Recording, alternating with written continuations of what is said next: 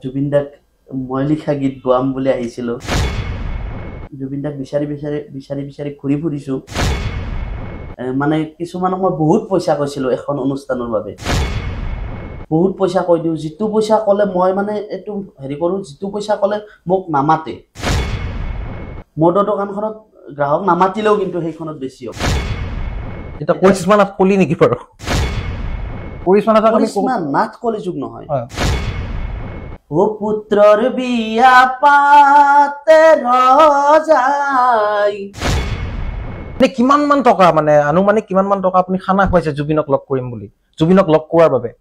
মানে বহুত বেছি টকা নহয়, কিন্তু তেতিয়া সেইখিনি মোৰ কাৰণে বহুত টকা আছিল। অসমীয়া হলে অসমক ভাল পাব লাগিব, পাকৰাহে হৰি যদুমণিয়ৰা। নমস্কাৰ প্ৰিয় দৰ্শক, আপোনালোকে চাবলৈ আৰম্ভ কৰিছে কাৰেণ্ট অসমৰ বিশেষ অনুষ্ঠান চাইক্ল'ৰামা। চাইক্ল'ৰামাৰ আজিৰ এই খণ্ডটিত মই জনজ্যোতিয়ে পুনৰবাৰ আপোনালোকক স্বাগতম জনাইছোঁ। চাওঁতে চাওঁতে বহাগ যাবৰ হ'ল, অৰ্থাৎ বহাগ গ'লেই।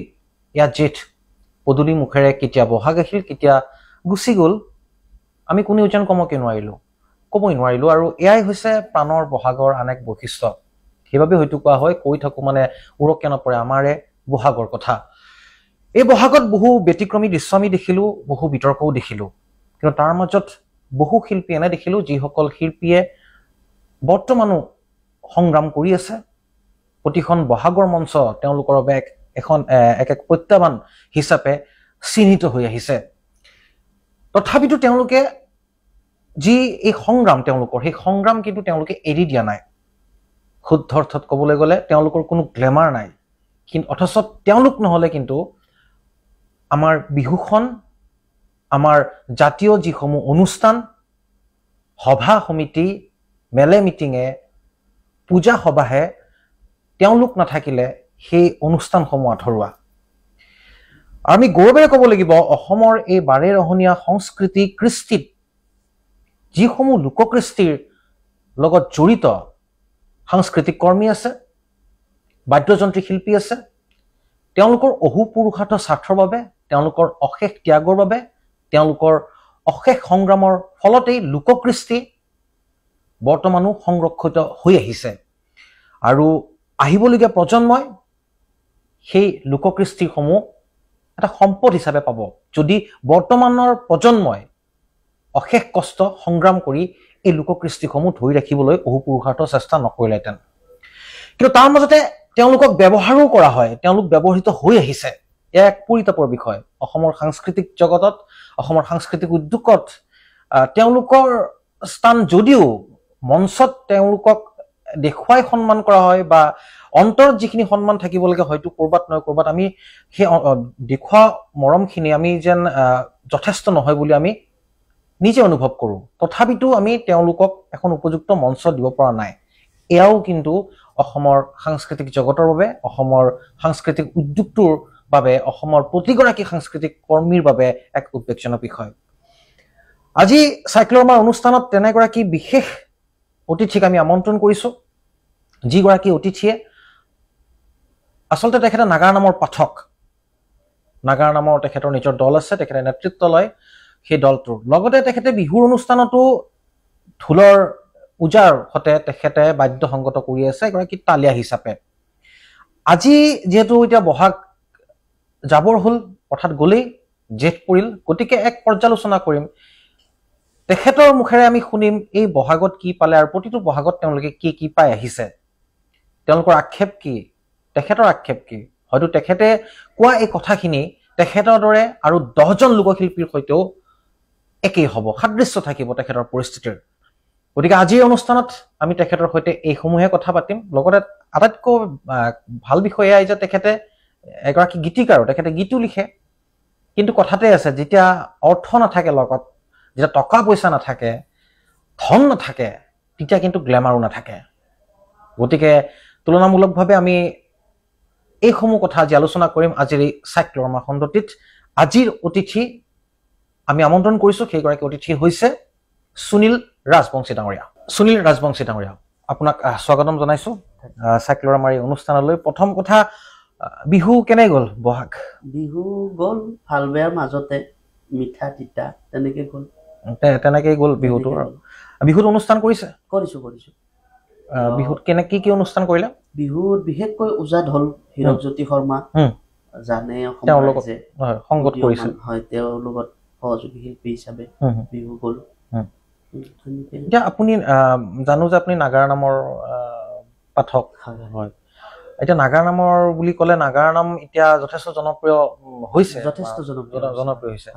কেনেকে আহিলে নাগাৰা নামৰ এই কিয় মানে পাঠক হোৱা বোলে কেতিয়াৰ পৰা মন গ'ল? পাঠক হোৱা মানে নাগাৰা নাম আমাৰ বিশেষকৈ নামনি অসমত নাগাৰা নাম প্ৰত্যেক মানুহৰ মানে তেজত আছে। যেনেকে উজনি অসমত দিহা নাম, টোকাৰী এইবিলাক মানে নাগাৰা নাম, তেনেকে মই সৰুৰ পৰা নাগাৰা নামৰ লগত জড়িত। সৰুৰ পৰা বজাইছিলো নাগাৰা। তাৰপিছত তেনেকে থাকি 2012 চনত মই গ্ৰেজুৱেশ্যন কমপ্লিট কৰি গুৱাহাটীলৈ আহিলো। 2012 আচলতে মই নাগাৰা নামৰ পাঠক হ'ম বুলি অহা নাছিলো। বিশেষ কাৰণ এটাত আহিছিলো, বিশেষ সংগ্ৰাম এটি লৈ। মানে জুবিন দাক মই লিখা গীত গোৱাম বুলি আহিছিলো। আচ্ছা, 2012 জুবিন দাক আপুনি গীত গোৱাম বুলি গুৱাহাটী আহিছিলো। মই লিখা গীত, আপুনি লিখা গীত, মই লিখা গীত। তাৰপিছত তেনেকে জুবিন দাক বিচাৰি ঘূৰি ফুৰিছো। এনেকে ঘূৰি থাকোতে ইয়াতে গুৱাহাটী পাঞ্জাবাৰীতে তেতিয়া সময় আছিল, এই দুৰ্গা পূজাৰ সময় আছিল। সেই দুৰ্গা পূজাৰ সময়ত এটা নাম দলে নাম গাই আছে, তাত দেখা পালো। এই পাঞ্জাবাৰী বাগৰবৰীত তাত দেখা পালো। তাৰপিছত নাম চালো, ৰাতি নাম চাই নেক্সট দিনা মই এনেকে আহি থাকোতে, মানে মোৰ কামত ওলাই আহিছো, আহি থাকোতে এই তাৰ নামত দেখা মানুহ কেইজনমান মই দেখি ওচৰলৈ গ'লো, লগ কৰি মইতো নাম ভালে পাওঁ, সুধিলো যে মই আহিব পাৰিম নে দলটিত? পাৰিবা, আহিবা। তাৰপিছত এদিন পিছতে নাম এখন আছিল, মই গ'লো। মই তেখেতসকলক সহযোগ কৰিলো, নাগাৰা বজালো। তাৰপিছত ভাল পালে তেখেতসকলে, ভাল পাই ক'লে যে তুমি নাম গাব জানা নেকি? মই বোলো নামটো মই তেনেকে নাগাওঁ, কিন্তু চেষ্টা কৰিব পাৰো। তুমি চেষ্টা কৰিবাচোন, মানে অকণমান কৰিবা। তাৰপিছত শিকিলো, অলপ ৰিহাৰ্চেল কৰি নাম এটি শিকিলো, নাম দিলো। সেই তেনেকে 2012 পৰা তেখেতসকলৰ লগত লগ হৈ নাম শিকি নাম গাই তেতিয়াৰ পৰা নাম গাই আছো। মই যিমান দূৰ মনত আছে, আপোনাৰ এটা ভাইৰেল হৈছিলে এটা ভিডিঅ', য'ত আপুনি তেতিয়া আপোনাৰ যেতিয়া পাঠক হিচাপে আপুনি পৰিবেশন কৰি আছিল নাম, তেতিয়া আপুনি জঁপিয়াইছিলে কিবা মুদ্ৰাক লৈ, আৰু বহুতে তেতিয়া সমালোচনাও কৰিছে, বহুতে স্বাভাৱিকভাৱেও লৈছে। অলপ ক'ব নেকি সেই ঘটনাটো? সেইটো ঘটনা আছিলে 2018 চনৰ। হয়, নাম গাই আছো। মোৰ নাগাৰা নামৰ গুৰু আছিলে ধীৰেন দাস, অসমৰ জনপ্ৰিয় নাগাৰা নামৰ শিল্পী ধীৰেন। তেখেতৰ এটি নাম মই গাইছিলো, আৰু তাৰ মাজত এটি দিহা আছিলে। সেইটো হৈছে এখন বিয়া, সত্যজিৎ ৰজাৰ বিয়াত মানে নিমন্ত্ৰণ দিব যাব লাগে ঢুলীয়াই। এই ঢুলীয়াই নিমন্ত্ৰণ দিব যাওঁতে যিটো দিহা গাই ঢোল বজাই নিমন্ত্ৰণ দিব যায়, সেই দিহাটো মানে গাওঁতে পৰিবেশন কৰোতে ৰেকৰ্ডিং কৰি দিছিলে। সেইটো মানে ভাইৰেল হৈ গৈছে। বহুতে সমালোচনা কৰিছে যে এনেকে জঁপিয়াব নালাগে, কি ক'ব আপুনি? বহুতে সমালোচনা কৰিছে, আৰু সেইবাবে হয়তো ভাইৰেল হ'ল। আৰু বহুতে ভালো পাইছে, মোক মানে ভাল বুলিও ফোন কৰিছে, বেয়া বুলিও মানে কিছুমানে কৈছে, কিন্তু বেছি সংখ্যক মানে ভাল বুলিয়ে কৈছে।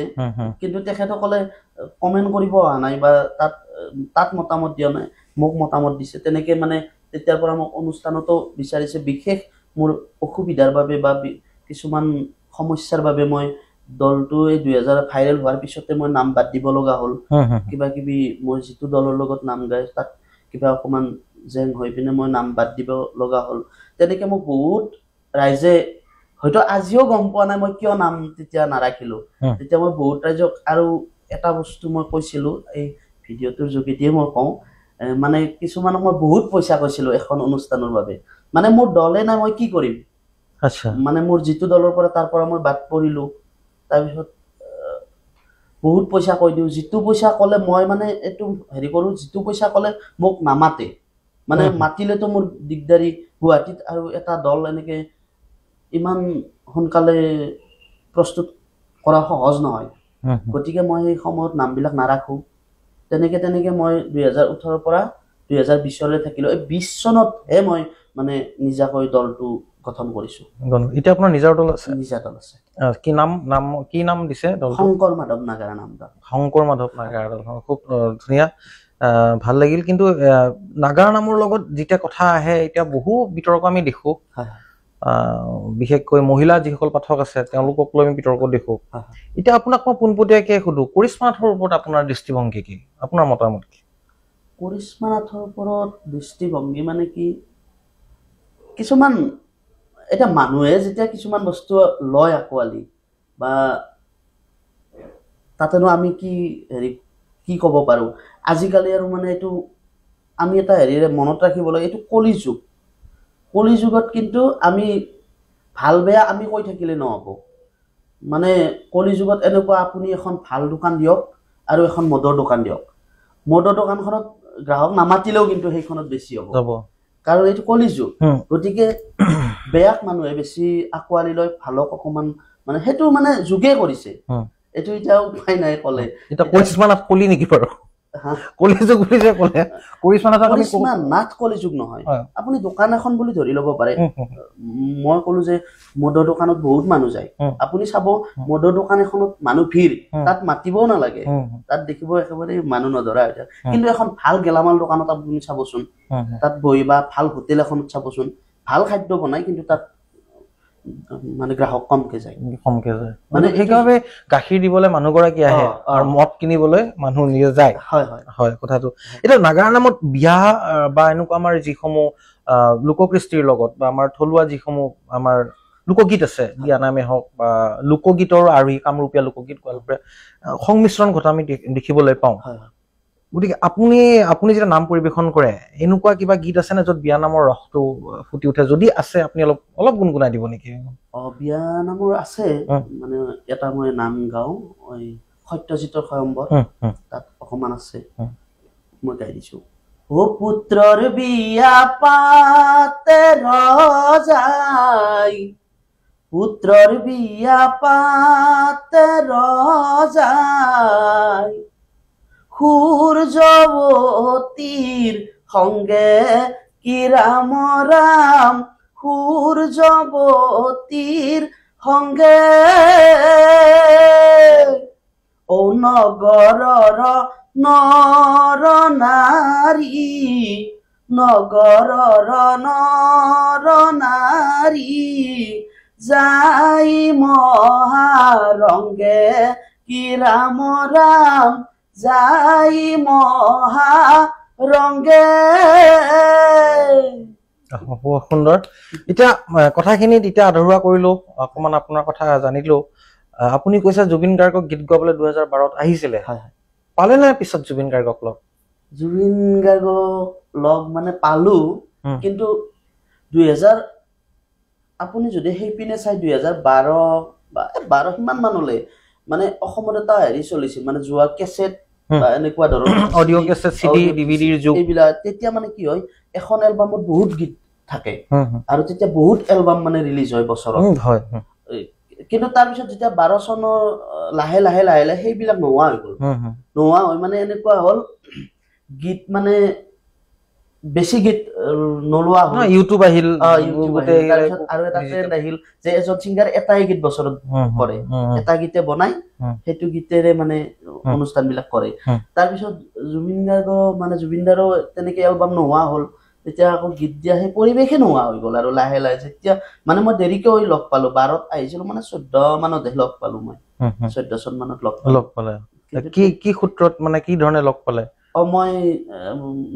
ক'লোৱে এই বহাগত অনুষ্ঠান কৰো অসমৰ আগশাৰীৰ এজন লোকশিল্পী হীৰকজ্যোতি শৰ্মা তেওঁৰ লগত অনুষ্ঠান কৰি থাকোতে যি বছৰ মই তেওঁৰ লগত অনুষ্ঠান কৰিছিলো এইটো 14 চন মানৰে কথা সেই বছৰ হীৰকজ্যোতি শৰ্মা আকৌ বিপুল চেতিয়া ফুকনৰ তেখেতৰ লগতো মানে অনুষ্ঠান কৰি আছিলে মানে এও কৰে তাতেও মানে ফাকে ফাকে মানে হেৰি কৰি মিলাই আৰু সেই একে বছৰতে বিপুল চেতিয়া ফুকনদেৱেও জুবিন গাৰ্গৰ লগতো অনুষ্ঠান কৰি আছিল জুবিন দাৰ লগতো অনুষ্ঠান কৰি আছিল সেই তেনেকে মানে আমাৰ যিদিনা অনুষ্ঠান নহয় তেতিয়া বিপুল চেতিয়া ফুকনদেৱৰ লগত যাওঁ আৰু যেতিয়া বিপুল চেতিয়া ফুকনদেৱৰ অনুষ্ঠান জুবিনদাৰ লগত থাকে বা আমাৰো নাথাকে তেতিয়া চাব যাওঁ সেনেকে যাওঁতে ওচৰত তেনেকে মানে পালো আৰু কেনেকুৱা ফিল হয় লগ মানে আৰু লগ পোৱা এটা আগ্ৰহটো সাংঘাতিক ধৰণে আছিল কাৰণ আপুনি ঘৰৰ পৰা গুচি আহিছে মানে কিবা আহুকাল হৈছে নে তেতিয়া জুবিনক কাৰণ বহু এনেকুৱা আহে বাপৰে মই যেতিয়া 2012 আৰু তেতিয়া 2012 চনত আহি তেতিয়াতো মানে হেৰি নাই আপোনাৰ 4G বা এইবিলাক নেটৱৰ্ক তেতিয়া কোৰ মানুহ ক'ত থাকে গমেই নাপাওঁ তেতিয়া মানে মুখে মুখে শুনিহে মানে বস্তুবিলাক বিচাৰি যাব লাগে কোনোবা কয় জুবিনদা জুৰত তিনিআলিত থাকে কোনোবা কয় খাৰগুলিত থাকে কোনোবা কয় কাহিলীপাৰাত থাকে কোনোবা কয় জোনালী ষ্টুডিঅ'ত পায় সেনেকে মানে দৌৰি ফুৰো আজি কলে নহয় জুবিনদাক লগ কৰিব গলে খাৰগুলিত যাবি কাইলে প্লেন কৰি অহাকালি খাৰগুলি যাম যাওঁ এই বাছে চাছে মানে বগাই বগাই এনেকে খাৰগুলি উঠো তাত বিচাৰি তাত নাই জুবিনদা বোলে ক'ত মুম্বাই গৈছে তেনেকে বহুত মানুহো লগ পালো কিছুমানে কয় দাদাক মই লগ কৰি দিম তই টেনচন নলবি তেনেকে মানে মই কি লিখিছ তই লৈ আহিবিচোন সেনেকে বহি চহি লৈ নি লৈ দেখাওঁ তেখেতসকলে মানে কিছুমানে চাই আৰু এইটো গাচোন কি লিখিছ এইটো গাচোন গাই দিওঁ ভালে লিখিছ এইটো গা এইটো গা তেনেকে তেনেকে মানে লগ কৰি দিম কিবা অলপ হেৰি দিবি আজি কিবা অলপ মানে টকা পইচা খানা অলপ খাম আৰু খানা তাৰপিছত সেনেকে মানে আৰু কিছুমানে সেনেকে কয় তাৰপিছত যেতিয়া সেনেকে গ'ল যেতিয়া মই জুবিনদাক লগ পালো তেতিয়া মই দেখিলো যি মানুহবোৰে মোৰ পৰা পইচা ললে খানা খালে বা মই সেই লিখাবোৰ দেখুৱালো সেইবিলাক মানে এনে ফলছ আচ্ছা তেওঁলোক একোই নহয় এই শিল্পী লাইনত নহয় অথচ জুবিনক লগ কৰাম বুলি আপোনাৰ পৰা টকা পইচা ললে খানা খালে হয় দালাল মান দালাল সঁচাই যদি অসমৰ সাংস্কৃতিক উদ্যোগত জুবিনক লৈ যদি দালালি কৰা হয় আৰু হয়তো বহু আছে তেনেকুৱা নহয় গতিকে সেই সময়ততো বেছি এতিয়াতো জুবিনদাক মানে নেটত বা আপুনি ফেচবুকত চাই মানে ইউটিউব মানে কৰবাত চাই এইবিলাক ছচিয়েল মিডিয়াত চাই গম পায় মানুহজন ক'ত আছে তেতিয়াতো এইবিলাক নাছিল গমেই নাপায় একো এনে কিমান মান টকা মানে আনুমানিক কিমান মান টকা আপুনি খানা খুৱাইছে জুবিনক লগ কৰিম বুলি জুবিনক লগ কৰাৰ বাবে মানে বহুত বেছি টকা নহয় কিন্তু তেতিয়া সেইখিনি মোৰ কাৰণে বহুত টকা আছিল তেতিয়া মই ষ্ট্ৰাগল কৰি আছো বা গুৱাহাটীত আহি মই বাচি থকাৰ আগে সংগ্ৰাম কৰি আছো সেইখিনি পইচাৰে মই বজাৰ সময় কৰি মানে বাচি থাকো আৰু বা দিনত খাওঁ এনেকে মানে যিখিনি দিছো অকমান ধৰক কোনোবা এটা 500 টকা দিছো সেই 500 টকা সেই টাইমত মই চলাৰ কাৰণে বহুত আৰু বা কাৰোবাক আৰু 200 টকা দিছো কাৰোবাক ধৰক 100 টকা দিছো কাৰোবাক আকৌ 200 টকা এনেকে মানে সেই পইচাখিনি মোৰ কাৰণে বহুত আৰু সেই সময়ত হয় সঁচাকৈয়ে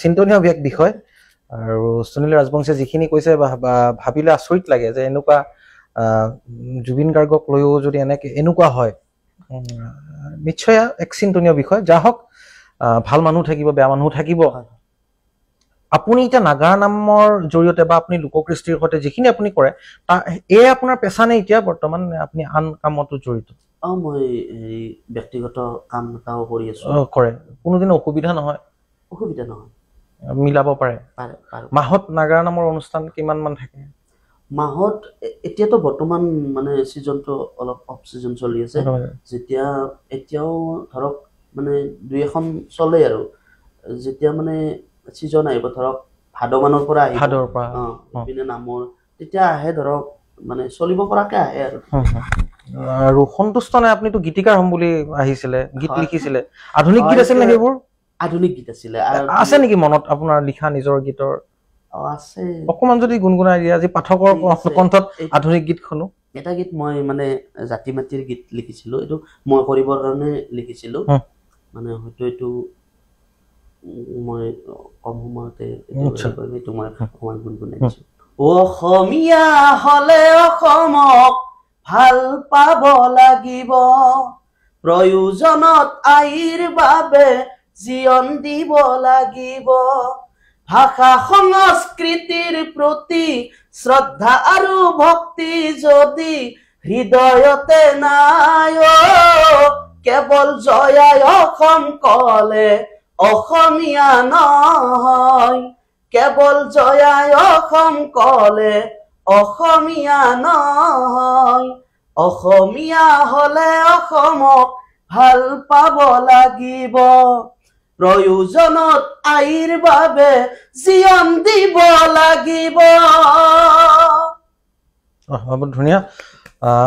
আচলতে এইবোৰ গীত যিটো আপুনি ক'লে জাতীয়তাবাদী চেতনা থকা এক গীত, গতিকে ভাল, আপোনাক মই কামনা কৰিছোঁ। আপুনি এনে আৰু কি কি বজায় আপুনি তাল? মই তালটোতো বজাওৱেই, নাগাৰাও সৰুৰ পৰা নাগাৰাই বজাইছিলো নাম দল এটিৰ লগত, আৰু বিহু দলো অকমান বজাইছিলো, মানে বিহু দল এটাৰ লগতো মানে হেৰি আছিলো, তেনেকে অলপ চলপকে মানে হেৰি। এটা নাগাৰা নামৰ আপুনি বজাই বুলি কৈছে, অকণমান দৰ্শকসকল আমি চাম চুলি ৰাজবংশীৰ নাগাৰা বাদন, আৰু আমি বিচাৰিম যে তেখেতে নিজে নাগাৰা বজাই অকণমান যাতে অলপ গুণগুণাই দিয়ে, গতিকে চাই লওঁ। ওলাই হালে জালে আগলি বতাহে, ঐ ৰাম লফাহালে জালে পাতে,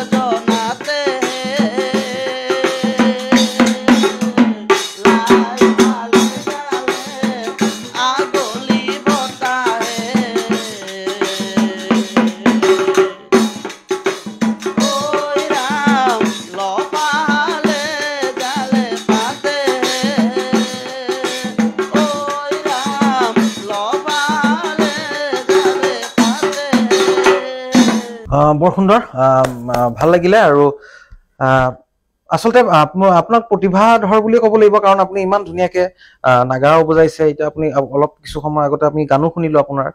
গতিকে এতিয়া জীৱনটোত আক্ষেপ আছে নেকি বাৰু, যে নাই হ'ব বিচাৰিছিলো গীতিকাৰ, হলো নাগাৰা নামৰ পাঠক? সেইটোতো আক্ষেপ অকমান থাকিবই। মানে কি হ'ল, মই যেতিয়া 18 চনত ভাইৰেল হ'ল, তেতিয়াতো মই ক'লোৱে মানে বিচাৰে মোক অসমৰ বিভিন্ন জেগাৰ পৰা মোলৈ ফোন আহিছিলে। সেই সময়ত মানে মোৰ মনটোত আৰু এটা মানে দুটা হেৰি চলি আছিলে, মানে মইতো গায়ক হ'ম বুলিয়ে, মই লিখা গীত জুবিন গাৰ্গক গোৱাম, মই গায়ক হ'ম, তেনেকে আহিছিলো। কিন্তু নামটো মানে নাগাওঁ মই নাম, তেনেকেও মানে হেৰিত পৰি আছিলো, দুটা মানে হেৰি হৈ আছিল। তাৰপিছত অসমৰ আগশাৰীৰ লোকশিল্পী হীৰকজ্যোতি শৰ্মা, তেওঁ কিন্তু মোক বাৰে বাৰে কৈছিল তুমি নাগাৰা নাম কৰা, নাগাৰা নাম কৰা। গতিকে তেওঁ কোৱাৰ পিছত 2018 পৰা 20 থাকিলো। এই 20 চনত তেওঁৰ কোৱা কাৰণে বা ময়ো ভাবিলো, তেনেকে মানে নাম দলটো হেৰি কৰিলো, আৰু এই চিগতে হীৰককো ধন্যবাদ দিছো। এতিয়া আমি বিদায় মাগিব লাগিব, যিহেতু সময়ও কিছু চমুচা পিহিছে। কিন্তু এতিয়া দেখিছে, যিহেতু দেশত যুদ্ধৰ অৱস্থা হৈছিলে, বহু অনুষ্ঠান স্থগিত কৰা হৈছে, আৰু এয়া উচিতো আছিলে যিহেতু। কিন্তু এতিয়া লাহে লাহে যুদ্ধ অলপ খাম কাটিছে, যুদ্ধ বিৰতি ঘোষণা হৈছে, চৰকাৰী তৰফৰ পৰাও বিভিন্ন কাৰ্যসূচী লোৱা হৈছে। আপুনি কৈছে যে বিহুত অনুষ্ঠান কৰিছিলে ঢোলৰ ওজাৰ সৈতে, গতিকে তেনে ক্ষেত্ৰত হয়তো আপোনালোকৰো বহু অনুষ্ঠান বাতিল হৈছে। বহুত অনুষ্ঠান আছিলে, বাতিল হৈছে বহুত। সেইটো প্ৰভাৱ পৰিবনে বাৰু? 10 তাৰিখে মানে বাতিল কৰিছিলে। 10 তাৰিখে আমি এখন অনুষ্ঠানত গৈ আছিলো, মানে টিহু। নলবাৰী পালো, নলবাৰী পাওঁতে আমাক ক'লে যে অনুষ্ঠানখন নহয়। তেতিয়া বেয়াও লাগিছে, তাৰ পৰা আকৌ ঘূৰি আহিলো। গতিকে সেইটো হয়, এটা আশা কৰা হয় ন, যে বহাগত অনুষ্ঠানখিনি কৰি এইটো এটা মই এটা এমাউণ্ট এটা পাম, এইখিনি দি মই এইটো কাম কৰিম। তেনেকুৱা হৈছে নে আপোনাৰ? হৈছে তেনেকুৱাতো হৈছে। ল'ৰা ছোৱালী আপোনাৰ? সৰু কণমানি বিবাহ হৈছে, আৰু পৰিয়ালে এতিয়া আপোনাক সমৰ্থন কৰে নে নাগাৰা নামৰ? কৰে, সকলোতে সমৰ্থন কৰে। কেতিয়াও আপত্তি নকৰে নেকি, চব ভাইৰেল হৈছে তুমি ভাইৰেল নোহোৱা? নকৰে ন, মই ভাইৰেল মানে মইতো হৈছিলোৱে সেই সময়ত, মানে ভগৱানে দিছিলে মোৰ মানে বিভিন্ন সমস্যাৰ কাৰণে, বা মানুহ কিছুমান বেয়া মানুহৰ কাৰণে মানে নামটো হেৰি নামৰ পৰা দূৰত আহিব লগা হ'ল তেনেকে মানে কিন্তু এতিয়া মই আপোনাক যদি সুধো যে এতিয়াৰ যুগটো এনেকুৱা হৈছে যে ভাইৰেল হলেই জনপ্ৰিয় হলেই তাৰমানে আপোনাৰ 2-4খন শ্ব' বেছি হয় আপুনিও এগৰাকী পাঠক আপুনিও এগৰাকী গুৰুৰ পৰা আপুনি এই বিদ্যাখিনি গ্ৰহণ কৰিছে তেনে ক্ষেত্ৰত আপুনি সঁচাকে ভাবেনে যে সঁচা ক্ষেত্ৰত সাধক হ'ব লাগিলে ভাইৰেলৰ প্ৰয়োজন নহয় সময় নিজে এটা সময়ত জনপ্ৰিয়তাটো দিয়ে সেইটো মানে হয় কি কয় ভাইৰেল কেতিয়া হয় চাব মই কিবা এটা গতিত কৰি আছো সেই গতিটোত যদি মই কিবা এটা ভাবি যদি তাত মানে নতুন কিবা এটা দিব যাওঁ সেইটো মানে ভাইৰেল হোৱাৰ চান্স থাকে মানে আজি যদি আপুনি চব বস্তুৰে সংস্কৃতিসমূহৰ ধাৰাবিলাক যদি চাই আহে আগৰ পৰা বিহুও কিন্তু মানে বিভিন্ন জায়গাত বিভিন্ন ধৰণে সলনি হৈছে তেনেকে মানে আগৰ বিহু যেনেকৈ তাতকৈ অকমান বেলেগ হ'ল এতিয়া আকৌ অকমান বেলেগ হ'ল ভৱিষ্যতে হয়তো আকৌ বেলেগ হ'ব এই তেনেকে মানে নতুন নতুন কিছুমান তাত সংযোগ কৰে সেইবিলাক বস্তু মানে ভাইৰেল হৈ যায় বা হোৱাৰ চান্স থাকে মানে থাকে হয় যি হওক বহুত ভাল লাগিল আপোনাৰ সৈতে কথা পাতি আৰু প্ৰিয় দৰ্শক এই আছিল সুনীল ৰাজবংশী এগৰাকী নাগাৰ নামৰ পাঠক লোককৃষ্টিৰ সৈতে জড়িত এগৰাকী সাংস্কৃতিক কৰ্মী বুলি কৈছো আৰু তেখেতে জীৱনটোৰ কথা ঘাট প্ৰতিঘাতৰ কথাখিনি গোটেই ক'লে আৰু আটাইতকৈ এক ইণ্টাৰেষ্টিং কথাটো গম পালো যে জুবিন গাৰ্গক লগ নোপোৱাৰ অৰ্থাৎ লগ কৰাই দিম বুলি তেখেতৰ পৰা বহুতে খানাও খালে টকা পইচাও ল'লে আৰু শেষত গৈ আধুনিক গীত লিখা বা গীতিকাৰ এজন গৈ নাগাৰ নামৰ পাঠক হ'ল কিন্তু তথাপিতো তেখেত সন্তুষ্ট আমি আশা কৰিম আপুনি এনেদৰে লোককৃষ্টিৰ যি আপোনালোকে নেতৃত্ব লৈছে আগবঢ়াই লৈ গৈ থাকক অনিৰুদ্ধ যাত্ৰা আপোনালোকৰ অব্যাহত থাকক আমি তাকে কামনা কৰিছো আৰু আশা কৰিম যে আপোনালোকে নতুন প্ৰজন্মক যাতে আপোনালোকে যি বিদ্যা আপোনালোকে লৈছে সেইখিনি যাতে দি যায় আৰু তাকে আমি আশা কৰিম বাকী ভাল হওক আপোনাৰ সেই কামনা কৰিছো প্ৰিয় দৰ্শক এয়া আছিল সুনীল ৰাজবংশী এগৰাকী লোককৃষ্টিৰ লগত জড়িত এগৰাকী শিল্পী নাগাৰ নামৰ পাঠক তেখেতে তালু বজায় আৰু লোককৃষ্টিৰ লগত বিভিন্ন কৃষ্টিৰ সৈতে তেখেত জড়িত কিন্তু আটাইতকৈ ভাল লাগিল তেখেতৰ সৈতে কথা পাতি যে একেবাৰে সহজ সৰল ভাষাত তেখেতে কথাখিনি কৈছে যে তেখেতক গ্ৰাম টুপি পিন্ধাইছিলে সেইখিনি সময়ত যিখিনি সময়ত যিকোনো এগৰাকী যুৱকে বা জুবিনক লগ পোৱাৰ বাবে জুবিন গাৰ্গ নামৰ সত্তাটোক লগ পোৱাৰ বাবে উন্মাদ হৈ পৰে আচলতে জুবিন গাৰ্গ নামটোৱে এনেকুৱা য'ত এক প্ৰবল এক শিল্পী সত্তা তেখেতৰ আছে আৰু সেইবাবে হয়তো বহু আকৰ্ষিত হয় কিন্তু সেই আকৰ্ষিত হোৱা যুৱক যুৱতীক যদি জুবিন গাৰ্গক লগ কৰাই দিম বুলি মদে ভাতে খাই তেওঁলোকক ঠগে তেনেহ'লে চিন্তা কৰক কি পৰিস্থিতিলৈ অৱনমিত হৈছে আমাৰ এই সাংস্কৃতিক উদ্যোগ বা তেওঁলোক যিসমূহ জড়িত এই সাংস্কৃতিক উদ্যোগটোৰ লগত সাংস্কৃতিক ক্ষেত্ৰখনৰ সৈতে যিসকলে জুবিন গাৰ্গৰ নাম লৈ বা জুবিন গাৰ্গৰ কান্ধত পিষ্টলটো থৈ সুনীল ৰাজবংশীৰ দৰে সৰু সুৰা শিল্পীক মাৰে গতিকে তেনেধৰণৰ কি বুলি কওঁ তেওঁলোকৰ পৰা দূৰত থকাটোহে মংগল হ'ব কিন্তু প্ৰিয় দৰ্শক আজিলৈ বিদায় মাগিছো এনেধৰণৰ অনুষ্ঠান চাই থাকিবলৈ আপোনালোকে ফ'ল' কৰি ৰাখিব কাৰেণ্টেন আছাম কাৰেণ্টেন এনি আৰু কাৰেণ্টেন প্লাছ লগতে আমি ইউটিউবত উপলব্ধ টুইটাৰত উপলব্ধ GTPL 977ত আমি উপলব্ধ আৰু জিঅ' প্লেটফৰ্মত উপলব্ধ কেৱল আপোনালোকে চাই থাকিব কাৰেণ্টেন আছাম তেতিয়ালৈ বিদায় মাগিছো নমস্কাৰ